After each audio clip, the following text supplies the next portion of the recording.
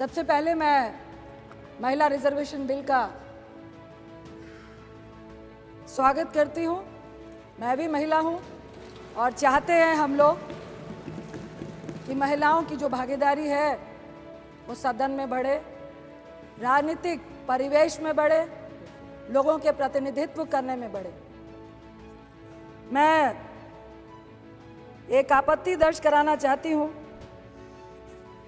जिसका नाम आपने दिया है महिला आरक्षण का नारी शक्ति विधेयक। ये नारी शक्ति विधेयक है, लेकिन अपने नाम दे दिया इसका नारी शक्ति वंदन विधेयक। मुझे लगता है ये एक संवैधानिक अधिकार है, ये कोई दैविक वरदान नहीं है, ये कोई प्रधानमंत्री साहब का या आपका दिया हुआ महिलाओं को दया का पात्र नहीं है। ये हमारा एक संवैधानिक अधिकार है। आपने इसका नाम दैविक और दया और पूजा से जोड़ के मुझे लगता है जो आंदोलन का इतिहास था उसको भी खत्म करने की कोशिश की। ये एक मैं महिला होने के नाते बोल रही हूँ। वंदना आपके सरकार में महिलाओं की कितनी होती है यह हम सबको मालूम है। वंदना हम महिलाओं की सत्ता पक्ष हो या विपक्ष में हो, जितनी भी पुरुष मानसिकता है, महिलाओं की वंदना इतिहास गवाह है कि जब जब आपको शक्ति की जरूरत होती है, जब जब आपको सत्ता पाने की जरूरत होती है, जब जब आप विजय की आशा रखते हैं, तब आप एक महिला को देवी बनाकर उसकी पूजा करने लगते हैं, वंदना करने लगते हैं। लेकिन अंदर में एक पुरुष की जीत और उसकी वंदना होती है। आपकी वंदना हमने जंतर मंतर में बैठी उन महिलाओं के रूप में देखी। आपकी वंदना, आपका महिलाओं का सम्मान जब मणिपुर पे हमारी महिलाएं निवस्त्र हो रही थी, हमने तब देखी।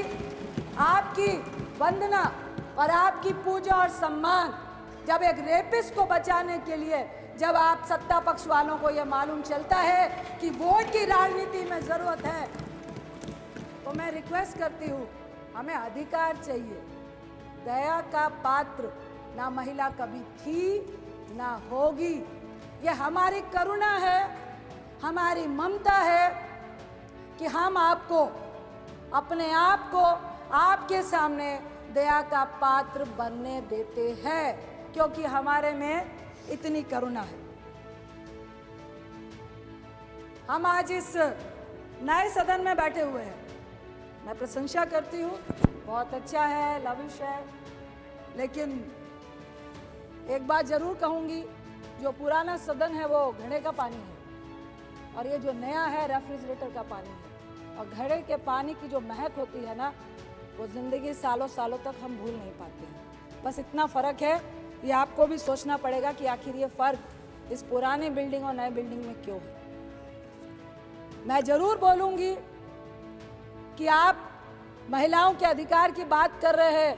मेघवाल साहब को मैं लोकसभा में कल सुन रही थी टीवी में बैठकर, आप बड़ी बड़ी वंदना और नारी शक्ति की बात कर रहे थे, लेकिन आपकी नारी शक्ति के लिए इतनी बड़ी प्रेरणा है सभापति जी कि जब इस नई बिल्डिंग का उद्घाटन हुआ तो हमारी महिला राष्ट्रपति आदरणीय मुर्मू जी को उद्घाटन तक में नहीं बुलाया गया। यह है आपकी नारी वंदना। 13 साल से हमारा आरक्षण, हमारा अधिकार, हमारा सम्मान से हम वंचित हैं, लेकिन मुझे आपके इस बिल में षड्यंत्र नजर आता है। 13 साल से राज्यसभा में हम लोगों ने पारित किया था और आज आप इसको लेकर आए हैं, अरे प्लीज सुनिए ना।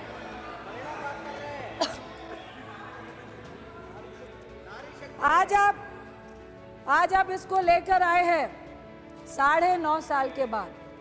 2014 में आप सत्ता में आए, आपके मैनिफेस्टो में था महिला आरक्षण देना है।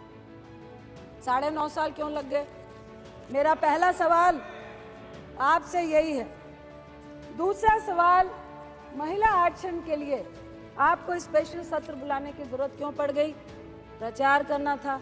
जो लाइमलाइट लेने की आदत आपको हमेशा से रही है, इसमें भी महिलाओं को भी आपने यूज किया है। तीसरा सवाल, आपने कहा जातीय जनगणना और परिसीमन का पेच जो आपने लगाया है, क्यों लगाया? मैं आपसे पूछती हूं, आपने इसका जवाब दे रहे थे कल कि अगर हम ये नहीं कहते तो आप पीआई लेकर सुप्रीम कोर्ट जाते। अरे आप तो वो लोग हैं जिन्होंने नोटबंदी लगाने से पहले किसी से चर्चा भी नहीं की और 155 लोग लाइनों में मार दिए, तो अभी ऐसी कौन सी बाधा है? आप वो लोग हैं जो किसान का कानून लाने से पहले किसी से नहीं पूछा, 750 किसान शहीद हो गए, लेकिन वो आपकी बाधा नहीं बनी। 1 साल तक लगातार वो सड़कों में बैठे रहे। मैं आपसे सवाल करती हूं कि फिर महिलाओं के रिजर्वेशन के अधिकार में ये परिसीमन की, ये जनगणना की, सीट के रोटेशन की जो आपने बाधा लगाई है, क्या ये चुनावी एजेंडा है 2024 का, जिस पे आपको सिर्फ और सिर्फ झुंझुना दिखाना है? मैं आपसे आपकी नियत और अपने कांग्रेस की नियत के बारे में सफाई देना चाहती हूँ, उदाहरण देना चाहती हूँ। आप महिमा मंडल कर रहे हैं कि आप महिला रिजर्वेशन बिल लेकर आए, लेकिन मैं आपको उदाहरण देती हूँ कि 9 मार्च 2010 में जब यूपीए 2 राज्यसभा में जब ये बिल पारित हुआ था, यानी सत्ता में आने के 1 साल के बाद, यानी कि हमारी मंशा आने वाले लोकसभा में इसका प्रचार करना नहीं था। 10, 11, 12, 13, 14 में चुनाव था। हम सिर्फ और सिर्फ महिला को सशक्तिकरण करना चाहते थे। राजीव गांधी जी ने कहा था, मैं उनके एक इंटरव्यू के एक संक्षिप्त शब्दों को याद करना चाहती हूं कि महिलाओं के मामले में जो हिंदुस्तानी पुरुष है वो डबल स्टैंडर्ड का है।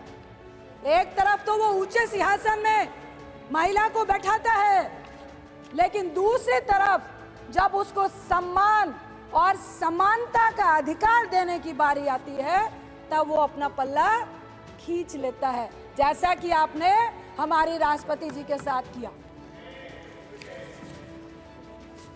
वो भी ट्राइबल। मैं आपसे सिर्फ इतना कहना चाहती हूं कि देखिए,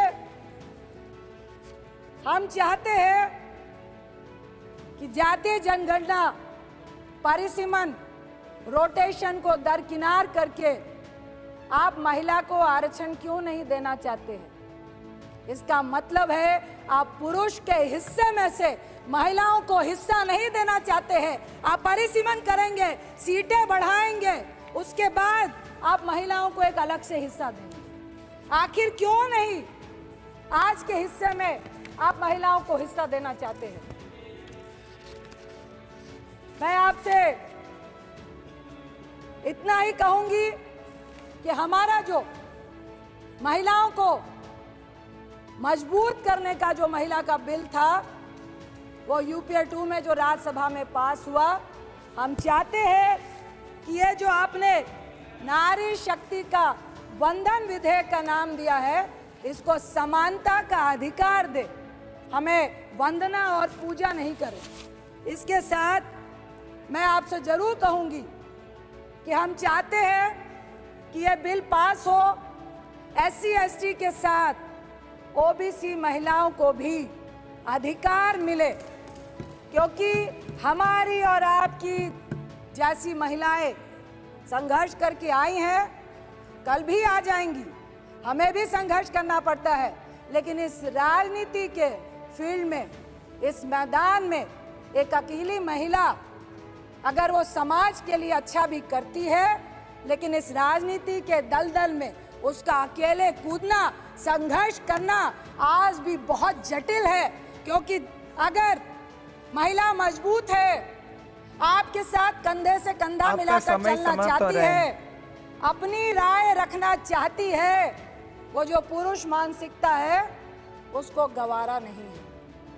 हम चाहते हैं, मैं अपनी पक्ष की महिलाओं से भी कहूंगी कि जब मणिपुर की घटना घटी, जब किसी भी रेप की घटना घटती है, जब हमारी पहलवान बच्चियां बैठती है, आपका समय तो समाप्त हो रहा है। समानता का अधिकार दिया है आपने महिलाओं को, ऐसा अधिकार दिया है समानता का अपनी महिला मंत्रियों को कि उनको कह दिया जाता है कि एक शब्द भी महिला के शोषण के खिलाफ आपका निकलना नहीं चाहिए। ऐसी समानता और ऐसी दैवीय शक्ति हमें आपकी नहीं चाहिए, हमें अपना अधिकार चाहिए। इसके साथ ही मैं एक कविता का अंश पढ़ के अपनी बात को खत्म करना चाहूंगी। नारी के ऊपर एक कविता है, उतारो मुझे जिस क्षेत्र में सर्वश्रेष्ठ कर दिखाऊंगी, औरों से अलग दिखने में कुछ अलग करके ही जाऊंगी। चाह नहीं है एक अलग नाम की, इसी को महान बनाऊंगी। नारी हूं मैं इस युग की, नारी की अलग पहचान बनाऊंगी। जो सदियों से देखा तुमने लिपटी साड़ी में कोमल तन को, घर घर में रहती थी वो पर जान न सके थे उसके मन को। झुकी हुई सी नजरें थी, वाणी मध्यम मधुर सी थी, फिर भी तानों की आवाज प्रबल थी। हिम्मत ना थी उफ करने की, अब बदल गई है ये पहचान। अब बदल गई है ये पहचान, नारी की ना साड़ी परिभाषा। वाणी अभी भी मध्यम मधुर सी, पर कुछ कर गुजरने की है प्रबल सी आशा। चाहे जो भी मैं बन जाऊं, गर्व से नारी ही कहलाऊं। मुझे गर्व है कि आज सभापति की चेयर में हमारी ओलंपियन पीटी उषा जी बैठी हैं। मेरा बचपन का सपना था, जब मैं पूजा में जाती थी और गॉड से विश करती थी, मुझे राजनीतिक व्यक्ति नहीं बनना था कि मुझे पीटी उषा जी की तरह गोल्ड मेडल लेना है। एक ही बात कह के मैं अपनी बात को खत्म करूंगी कि महिलाओं के समानता के अधिकार के लिए, चाहे राज्यसभा हो चाहे लोकसभा हो, हम सब महिलाओं को एकजुट होकर अपने सम्मान और अधिकार के लिए एक होना पड़ेगा। यही कह के मैं, ऐतिहासिक दिन है महिलाओं के लिए, इसलिए मैं इस बिल का समर्थन करती हूँ और चाहती हूँ कि ये आपके झोले में पिटारे में चला नहीं जाए। और ये जो 2019 का आपने झुंझुना पकड़ाया है, अगर सही मायने में आप महिलाओं को हक देना चाहते हैं तो कुछ तोड़ निकालिए और ये परिसीमन और जनगणना से पहले महिलाओं का हक उनके सामने रखिए। आपका बहुत बहुत धन्यवाद। Thank you.